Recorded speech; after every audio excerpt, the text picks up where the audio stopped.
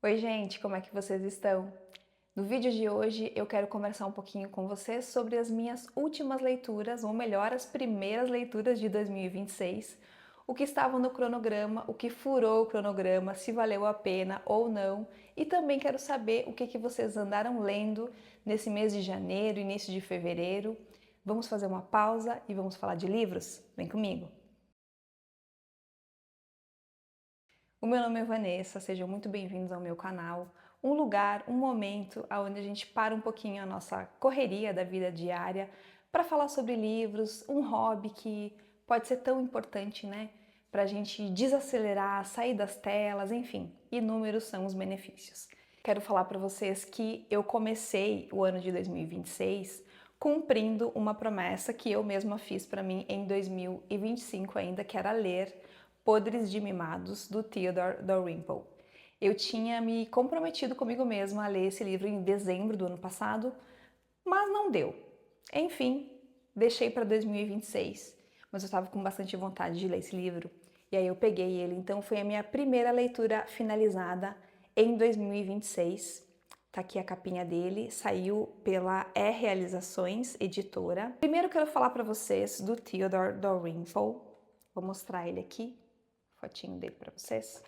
Esse nome é pseudônimo de Anthony Daniels, nascido em 1949 em Londres, além de ensaísta, é médico psiquiatra, trabalhou em 4 continentes e atuou até 2005 no hospital da cidade e na Windsor Green Prison, ambos em Birmingham, na Inglaterra. Ele escreve para vários jornais e já lançou vários outros livros. E essa foi a minha primeira experiência com esse autor e eu gostei bastante. O subtítulo aqui deste livro é As Consequências do Sentimentalismo Tóxico. Então, nessa obra, o autor observa como os sentimentos e emoções humanas são mais valorizados na nossa sociedade atual do que o pensamento crítico e a racionalidade. Através da experiência dele em hospitais e prisões, ele fala o quanto esse culto aos sentimentos prejudica a nossa capacidade de pensar com racionalidade e com responsabilidade. Ele critica especialmente ideias filosóficas e educacionais, remontando desde lá de Rousseau, e ele fala que o romantismo foi um dos precursores desse culto ao sentimentalismo, que acabam colocando então os sentimentos individuais acima da disciplina, da autoridade e do conhecimento racional. O que, segundo ele, acaba formando adultos menos preparados para a vida real. Os exemplos que ele traz disso aqui parece tudo muito subjetivo, mas ele enche de exemplos para falar tudo isso que eu estou dizendo para vocês, e aí as coisas se tornam bem claras. Um dos exemplos é daquela menina, a Madeleine, que acabou sumindo lá em Portugal em 2007, quando os pais deixaram ela sozinha no quarto e foram jantar num restaurante ali próximo ao hotel. O que aconteceu é que quando a menina desapareceu, os pais foram entrevistados e eles não se debulharam em lágrimas, não pareciam desesperados em frente às câmeras. Aí ele fala o seguinte: em outras palavras, como os McCann não choraram nem soluçaram diante das câmeras, como as multidões têm o direito de esperar e de exigir, como se o mundo fosse uma gigantesca arena para seu divertimento, segue-se que eles acidentalmente mataram a própria filha e a enterraram para salvar suas carreiras. Essa monstruosa inferência, publicada para a leitura de milhões, baseia-se no pressuposto de que quem não chora não tem sentimentos, e quem não tem sentimentos deve ser culpado dos mais hediondos crimes. Coisas permissíveis de pensar ou de falar em privado podem não ser permissíveis de pensar e de dizer em público, mas naturalmente a dissolução da distinção entre os dois âmbitos, privado e público, é um dos objetivos do sentimentalista. E aí ele conta aqui sobre esse caso específico que as autoridades tinham orientado o casal a não transparecer muitas emoções, naqueles primeiros dias pelo menos, porque o fato de transparecer o desespero que eles disseram que estavam sentindo, poderia causar prazer aos sequestradores, que poderia ser esse um dos objetivos das pessoas que teriam sequestrado a Madeleine. Esse é um caso que até hoje não teve um desfecho, então a gente não sabe o que aconteceu. Mas para vocês verem como o autor aqui, ele fala que a gente não sabe exatamente quais foram os fatos, quais são os fatos. E a gente já tira algumas conclusões porque a gente espera que as pessoas se comportem de uma certa maneira. E se as pessoas não se comportam daquela maneira, então, por consequência, ou elas são culpadas, ou elas são consideradas frias e muito racionais, não amavam a filha, ou aqui, como nesse caso, parece que é real de que foi publicado que eles teriam matado a própria filha. Então, assim, gente, esses exemplos que ele traz, eles são, assim, a melhor parte do livro. Outro exemplo interessante que eu acho que ele dá aqui é sobre alguns professores de Oxford naquela época em que o livro foi lançado. Esse livro foi lançado em 2011, tá? Aí ele critica alguns professores lá de Oxford porque eles não corrigem os erros gramaticais dos alunos, porque na verdade isso não importa muito. O que importa é o que eles quiseram passar com as ideias que eles colocaram no papel, e essas pequenas correções não vêm ao caso. E ele critica fortemente isso porque é responsabilidade do aluno, antes de qualquer coisa, saber escrever bem. E aí, quando você deixa isso passar, você está tirando essa autorresponsabilidade dele. Um exemplo, tá? Então, e ele dá vários outros exemplos que eu achei, assim, muito interessante. As ideias dele me tiraram da minha zona de conforto. Eu gostei bastante de ler isso, tomei uns tapas na cara e acho que a sociedade como um todo está precisando muito ler um pouco mais desse autor. Outro livro finalizado em janeiro foi A Teia de Charlotte, do A.B. White. Esse daqui eu li com a minha filha. Eu tenho essa edição da HarperCollins, aqui tem o selo Harper Kids. Um livro capa dura, gente. Ele tem quase 200 páginas e assim, olha que gracinha. Ele tem algumas ilustrações, mas não são muitas, tá? E a letra minúscula também, então crianças mais velhas conseguirão ler. A minha filha que está com 6 anos, ela consegue ler, mas ainda só as letras maiúsculas. Essa daqui ela não consegue ler ainda, então eu li em voz alta para ela este aqui. Foi uma história muito legal. Aqui a gente vai acompanhar essa menina, a Fern. Ela acaba resgatando um porquinho, esse daqui, o Wilbur, e acaba cuidando dele. Só que uma situação acontece ali na fazenda onde ela vive e ela e os outros animais da fazenda acabam tendo que bolar um plano infalível para salvar o Wilbur. E aí a gente tem aqui a Charlotte, que é responsável por algumas das cenas mais fofas que eu já li na literatura infantil. Inclusive no final desse livro aqui, eu e a minha filha estávamos chorando copiosamente. Então, assim, sim, não é só alegrias, mas é um livro muito bonitinho que fala muito sobre amizade, sobre cuidados, muito divertido também. Tem um rato aqui, onde é que tá esse rato, gente? Aí não tá, mas tem um rato muito rabugento aqui que eu achei muito legal. Então eu super indico essa história para essa faixa etária, assim, de 6 anos para mais, porque como é um livro longo, a gente lê um capítulo por noite, ele pode se estender por um certo tempo e as crianças menores às vezes não se prendem tanto a essas histórias, mas eu adorei. E o próximo livro, gente, esse próximo aqui eu sofri, viu? Eu acho que eu já tinha visto o filme originado desse livro, mas fazem tantos anos que eu não me lembrava do desfecho. E aí eu peguei para ler do John Steinbeck, Ratos e Homens. Eu tenho essa edição da LPM Pocket, é um livro pequenininho, olha, perto dos outros aqui, vou pegar o Podres de Mimados para vocês verem como ele é menorzinho, mas nem por isso ele deixa de ser uma obra maravilhosa. O Steinbeck já ganhou um prêmio Nobel.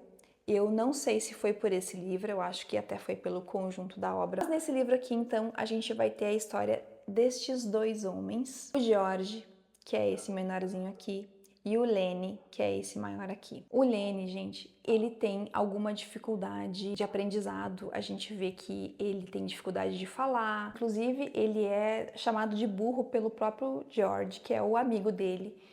E a gente vai acompanhando eles lá nos Estados Unidos, na região da Califórnia, nos anos 30, em meio à recessão econômica que assola os Estados Unidos naquela época. Eles andam de fazenda em fazenda conseguindo trabalho e é nesses trabalhos que eles acabam morando, guardando um pouquinho de dinheiro para sobreviver. Então aqui nessa história a gente acompanha eles chegando até uma fazenda e antes de chegar até nessa fazenda, eles param e conversam um pouquinho e o George fala para o Lenny assim: não fala nada, só trabalha, vê se comporta para não acontecer o que aconteceu nessa última fazenda que a gente estava.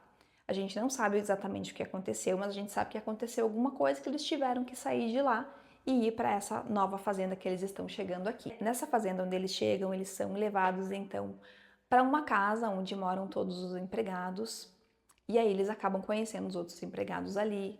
Esses outros personagens, eles têm muito significado para mim aqui dentro dessa história. Mas o mais legal mesmo é de acompanhar o George e o Lenny, porque eles têm uma relação de amizade meio estranha. O George é o inteligente da dupla e ele fala por ele e pelo Lenny. E o Lenny, ele é o grandalhão que mete medo em todo mundo porque ele é forte, ele tem um porte, né, que assusta, porém ele é meio bobão. Então, quando ele abre a boca, as pessoas percebem que, na verdade, ele só tem tamanho, né? A gente vai acompanhando esses personagens em busca do tão almejado sonho americano e a gente vai vendo o quão utópico é essa busca, pelo menos era naqueles tempos e para essas pessoas, porque era praticamente impossível você se livrar do sistema. Aonde eles trabalhavam, eles recebiam muito pouco. Na verdade, o pagamento deles era praticamente um teto sobre a cabeça deles e comida para eles comerem. E assim, minimamente alguma coisa para eles terem assim, ó, o lazer deles era ir até um bar na cidade. Então, como que essas pessoas vão sair dessa condição, né, gente? Então, esse livro é uma forte crítica social a esse tipo de situação. Os personagens que tem aqui também são simbolicamente muito bem construídos, porque eles nos mostram cada detalhe do que uma pessoa pode ser considerada para esse sistema. Por exemplo, uma pessoa que já é idosa e que já não tem as mesmas habilidades de outrora, daqui a pouco vai ser descartada. E o que vai ser dessa pessoa? Aí tem um negro aqui também que trabalha nesse lugar. Ele é tão marginalizado que ele não dorme e não fica junto com os outros funcionários da fazenda. Ele tem um lugar especificamente para ele, separado dos outros, de tão diferente que ele é considerado para aquelas pessoas naquela época. E ele não conversa muito com ninguém. E aí tem um momento do livro em que o Lenny vai lá conversar com ele e ele fica todo na defensiva porque ele acha que o Lenny quer alguma coisa dele. Eles não têm nenhuma amizade, sabe, gente? É muito triste de ver, mas eu fico muito feliz de ter lido esse livro porque ao mesmo tempo você consegue ver o quanto o autor, em poucas páginas, deixa eu ver quantas páginas tem esse livro, 140, conseguiu transmitir com um livro tão curto. Gostei bastante e estou interessada em ver a adaptação novamente. Se alguém já leu esse livro ou se já viu a adaptação, me conta aí se vale a pena ver essa adaptação. E o último livro que eu li no mês de janeiro foi Microhábitos, Pequenas Mudanças que Mudam Tudo, do B.J. Fogg. Obviamente, né, um livro de não ficção. Eu acho que a ideia geral de tudo aqui é comportamento. Ele fala bastante sobre comportamento, sobre como a gente age e por que a gente sempre repete as mesmas coisas. E aí ele dá uns exemplos práticos bastante interessantes para a gente mudar esses comportamentos e quebrar esses comportamentos até encontrar uma forma de você mudar um hábito. Por exemplo, quero começar a caminhar ou a correr. A primeira coisa que você vai fazer não é ir numa loja e comprar um tênis, uma camiseta. Ele fala o seguinte: pegue o tênis, tira do armário e deixa na frente da sua cama. Ou bota na porta. Coloca em algum lugar visível para você. Esse é o primeiro ponto. Tirar o tênis do lugar, qualquer tênis, da onde ele estiver. O segundo ponto é, depois que você por alguns dias, todos os dias, tirou esse tênis lá do armário, veste esse tênis e anda pela casa com ele, ou vai trabalhar com ele, enfim.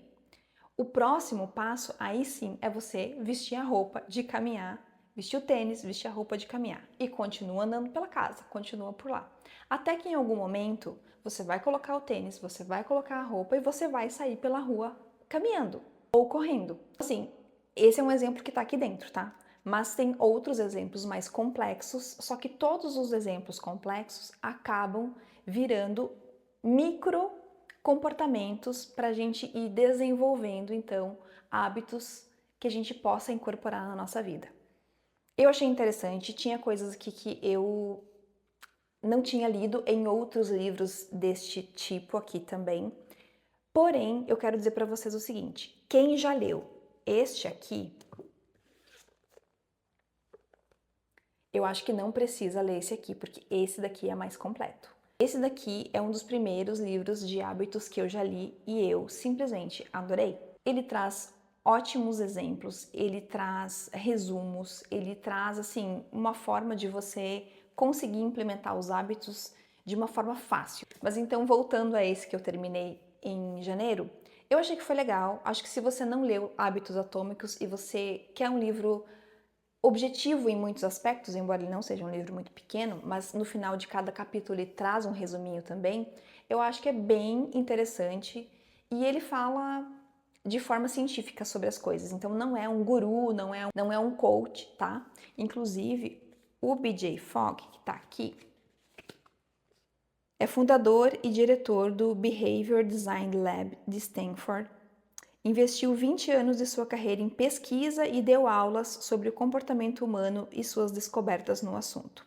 Ministrou palestras em algumas das mais importantes empresas do mundo, focando em saúde, produtividade e bem-estar financeiro. Ele estudou bastante, então, gente, pelo que eu percebi, para escrever esse livro. E se você está procurando um livro sobre hábitos e você não leu Hábitos Atômicos, acho que esse aqui pode valer a pena. E aí, gente, me contem o que vocês leram em janeiro, porque eu também quero trocar uma ideia com vocês sobre isso, tá certo? Mas enfim, então esses que eu falei até agora foram os que eu finalizei no mês de janeiro. Só que aí eu comecei a ler um livro que estava completamente fora das minhas listas, do meu radar, inclusive. Mas eu estava conversando com algumas amigas, e aí me falaram que era um livro muito legal, eu estava querendo ler uma fantasia há um certo tempo, eu gosto bastante de fantasias, como vocês podem ver aqui nessa estante. Temos fantasias aqui, temos algumas altas fantasias ali. Então, só que faz tempo que eu não leio uma fantasia que eu goste bastante. E aí, de tanto ouvir falar e de algumas amigas próximas a mim me disserem: "Ai, Vanessa, esse livro foi muito legal", eu acabei lendo Alchemized. Eu vou deixar a capa aqui para vocês, porque eu li em e-book esse livro, eu não tenho ele físico aqui. Em e-book, eu acho que foram mais de 1.300 páginas. Ele é um catatal. O livro físico, eu acho que tem umas 900 e poucas páginas. No começo, eu pensei em desistir. Eu tava lá na página 150, mais ou menos, e falando com uma amiga: "Ai, tá meio enrolado, não tô conseguindo ir pra frente, tô achando meio morno". E ela me disse: "Não, continua que vai ficar bom, essa é a parte 1, a parte 2 melhora e tal".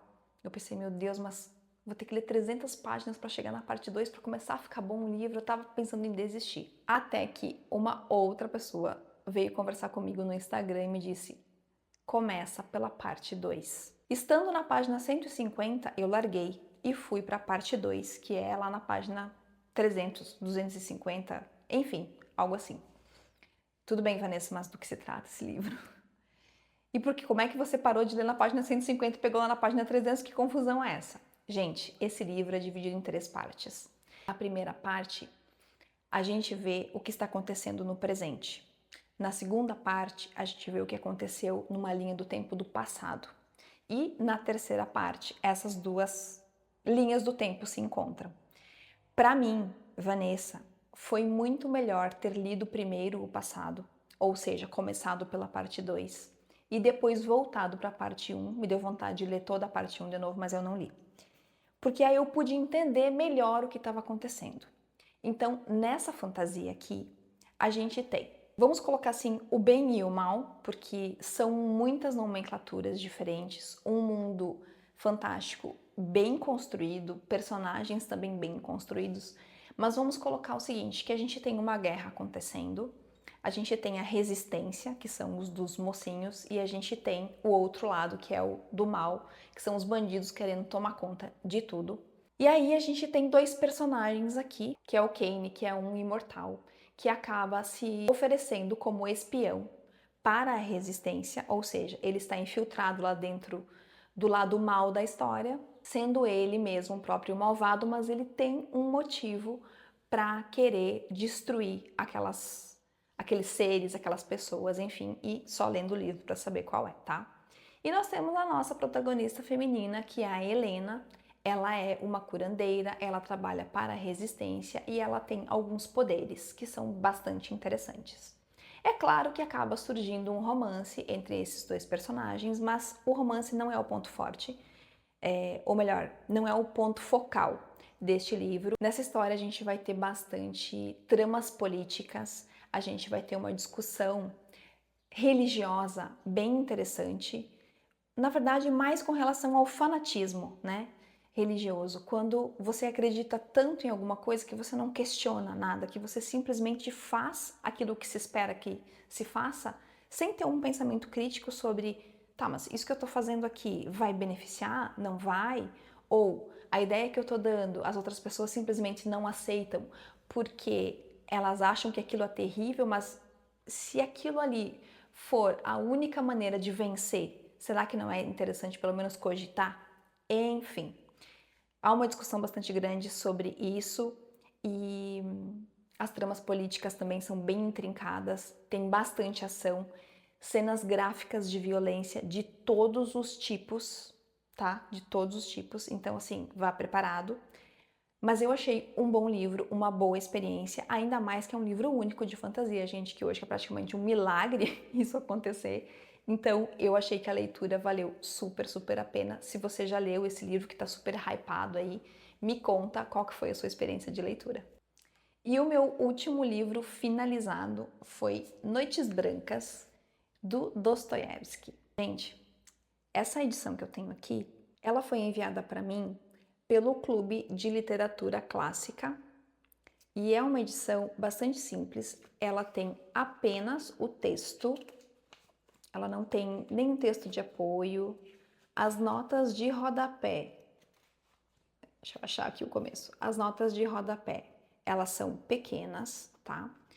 Este livro, que na verdade é uma novela, tá? Ele tem 79 páginas e é mais um daqueles livros do Dostô que a gente mergulha no universo interior dos personagens. Do Dostoiévski, eu li Memórias de Subsolo no ano passado e eu achei tremendamente filosófico, mas que valeu bastante a pena ler. Aqui a gente vai encontrar o que muitos falam que é a fase romântica do Dostoiévski. Gente, se isso aqui é a fase romântica, eu só imagino o que me espera em Crime e Castigo. Porque assim, na minha opinião aqui, o que menos se fala é de amor. Nesse livro aqui a gente vai encontrar um personagem solitário, muito solitário, que em momento algum é revelado o nome dele. Ele vive em São Petersburgo há 8 anos e não tem nenhum amigo. Ele tem 26 anos. Inclusive ele fala que ele tem mais amizades com as casas onde ele passa diariamente. Aí ele fala, inclusive, de uma quase amizade que ele tem com um velhinho que ele encontra. Gente, então é um personagem, ele se denomina sonhador. Ele sonha muito com o que pode ser da vida dele, com o que pode acontecer na vida dele, mas a verdade é que ele tem uma vida solitária. E ele quer conhecer um grande amor e viver uma grande epifania na vida dele. Uma bela noite dessas, esse nosso sonhador estava caminhando pelo canal que corta a cidade de São Petersburgo quando ele encontra uma moça que está chorando aqui, apoiada nessa balaustrada. E eles acabam conversando e ele acaba se sentindo muito importante porque alguém deu atenção para ele. E acabam marcando de se encontrar no outro dia novamente. Aí eles se encontram nessa segunda noite. Ele acaba contando a história da vida dele para essa moça, que a gente acaba descobrindo que é a Nastenka. Então ela conta o nome dela para ele, mas ela não pergunta o nome dele e ele não conta também. E a gente acaba descobrindo que essa menina, que tem 17 anos, se eu não me engano aqui, ela está apaixonada por outra pessoa. Aí ela conta a história dela também, de como ela se apaixonou por essa outra pessoa. Aí eles combinam de se encontrar mais uma noite. Acaba que eles não se encontram porque era uma noite chuvosa, mas ele recorda do que ele estava fazendo na noite anterior, porque o nosso amigo sonhador aqui, coitado, já está apaixonado pela menina, tá? Por quê? Porque ele está iludido pela atenção que ela dispensa para ele. Só que ela, na verdade, acaba pedindo uns favores aqui para ele e que ele faz assim na maior das boas vontades. E aí eles acabam se encontrando em mais 2 noites, né? Então são 4 noites. E ele até o último momento iludidíssimo de que ele pode viver uma grande paixão com essa moça, quando na verdade, desde o começo, ele sabe que ela está apaixonada por outro. Não contarei o desfecho, porém lerei a última frase. Meu Deus, um momento inteiro de enlevo. Acaso não seria isso o suficiente para toda uma vida humana? Muitas divagações aqui do personagem principal, que se denomina, né, então, esse sonhador. Ele tem dificuldades em viver o presente, vive dentro da cabeça dele, então, nesse mundo de sonhos, aonde ele pode encontrar alguém, aonde ele tem amigos, e aqui, na verdade, não é nada disso que acontece, então ele tem dificuldade de estar no presente, e quando alguém dá um mínimo de atenção para ele acaba se apaixonando. Na verdade, eu nem sei se ele acaba se apaixonando verdadeiramente, e sim, ele se apaixona pela ideia de estar apaixonado por ela, porque isso faz ele sentir algo. Então essa história aqui, pra mim, gente, a forma como o autor conta, ele expõe mais e faz a gente refletir mais, muito mais do que um romance, sobre solidão, sobre carência, sobre ilusão. E o Dostoiévski, ele é mestre em fazer a gente pensar sobre as emoções e os sentimentos humanos. Eu acho que é sim uma boa porta de entrada para a literatura russa, como muita gente fala. Mas, para quem nunca leu nada de literatura russa, eu acho que ele é um livro que tem bastante divagações, então, se você não está acostumado, é bom ter paciência e, embora seja um livro bem curtinho, ainda assim pode demorar um pouquinho para ler, tá? Eu tenho um outro livro para indicar para quem quer começar a ler os russos, que eu acho que tá aqui. Sim, só um pouquinho. Eu gostei bastante desse livro, que é O Primeiro Amor, do Ivan Turgenev. O Ivan Turgenev é russo também, e nesse livro aqui, que também é bem curtinho, tem 100 páginas aproximadamente, a gente vai ter uma história bem fluida, bem simples, mas que também tem as suas complexidades sentimentais. E eu, Vanessa, acho esse daqui muito mais simples de ler do que este daqui. Este daqui tem muito mais reflexões, tá? Para quem quer começar os russos, qualquer um dos dois, acho bem válido. E por fim, eu quero mostrar para vocês a minha única leitura em andamento no momento. Depois eu vou mostrar para vocês por que é no momento só. Quem me acompanha lá no Instagram já sabe que eu tô lendo esse livro desde o dia 1º de janeiro, então lá eu mostro mais o meu dia a dia de leituras, algumas citações, o que eu tô lendo, como é que é a minha rotina de leitora. Então, se você quiser me seguir por lá, fica aí o meu convite. E eu também já falei aqui naquele vídeo de 12 livros para ler em 2026 que eu leria este clássico aqui. E eu estou, gente, simplesmente apaixonada pelo Conde de Monte Cristo. Estou lendo nessa edição do Clube de Literatura Clássica este pequeno tijolo, ele tem mais de 1.200 páginas. Essa edição, ela é belíssima, tem um marcador aqui que eu não estou usando porque eu estou usando o fitilho, e olha só, estou quase terminando, estou na página 1009, vou mostrar aqui para vocês, inclusive porque tem uma ilustração aqui no próximo capítulo que eu vou começar. Estou lendo esse livro numa leitura conjunta lá do canal da Agnieszka Meurer. Eu vou deixar o canal dela e o vídeo do lançamento dessa leitura aqui embaixo no box de informações para vocês conferirem. Eu estou adiantada, tá, gente? O pessoal acho que está mais ou menos na metade. Então, se você quiser ler esse livro através dessa leitura conjunta, fica aí o meu convite. E eu não falei disso antes porque primeiro eu queria ler e ver se eu ia gostar ou não para indicar para vocês. E assim, está sendo maravilhoso. Eu não vou dar maiores informações ainda sobre essa leitura porque eu ainda não terminei, falta um pouquinho aí. E eu acho que eu vou fazer um vídeo especificamente sobre este livro porque ele merece. É muito bom, é muito bem escrito e tem uma trama que deixa a gente muito presa aqui. E aí, gente, então, não terminei esse daqui, continuo a ler. E hoje eu fiz uma enquete lá no meu Instagram pedindo a ajuda de vocês, porque eu tô na dúvida do que eu vou ler e vou começar a ler hoje. E aí eu vou mostrar para vocês quais são as opções. Então, quando vocês verem esse vídeo aí, provavelmente eu já decidi e já estou lendo um desses dois livros, né?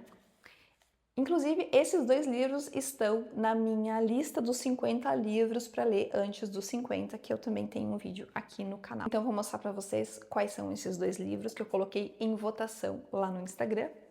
O 15, da Raquel de Queiroz, ou, gente, olha só a diferença, tá? Isaac Asimov, Eu, Robô. Tipo, gêneros completamente diferentes, épocas, enfim, tudo completamente diferente. Mas dois clássicos. Esse daqui, em algum momento eu vou ter que ler, porque eu participo de um clube de leitura aqui da minha cidade que vai ler esse daqui, mas é para março só, então eu posso ler mais para frente. Mas eu tenho que ler, então quero pegar. Só que eu também estou com vontade de ler alguma coisa do Isaac Asimov. E aí eu tenho esse aqui que é considerado uma das obras mais importantes dele. Então, no próximo vídeo que eu trazer aqui para o canal, provavelmente eu vou contar para vocês qual dos dois que eu escolhi. E se você quiser me ajudar a escolher minhas próximas leituras, de vez em quando eu faço essas enquetes lá no Instagram, então me segue lá também. Esses foram os primeiros livros lidos em 2026. Me contem aí o que vocês estão lendo, se já furaram aí as listas de vocês, ou se estão seguindo as listas e o que vocês estão achando, se já tem uma super indicação aí para me dar, para eu colocar aqui nas minhas listas para os próximos livros também. Obrigada pela companhia até agora. Deixa o seu joinha que é importante aqui para o canal e se inscreve também para não perder os próximos vídeos. Um beijo e até a próxima, gente!